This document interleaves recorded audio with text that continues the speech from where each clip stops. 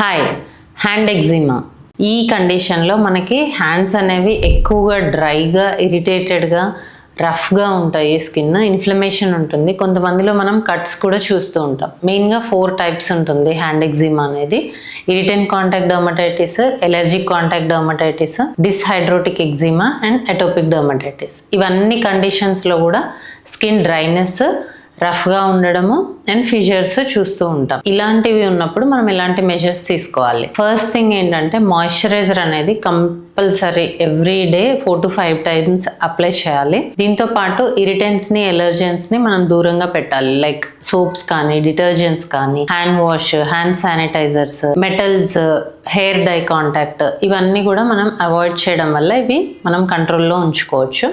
So మీకు ఇలాంటి skin condition ఉంటే కనుక కంపల్సరీ మీ డర్మటాలజిస్ట్ని కాంటాక్ట్ అయ్యి ప్రాపర్ ట్రీట్మెంట్ తీసుకోండి.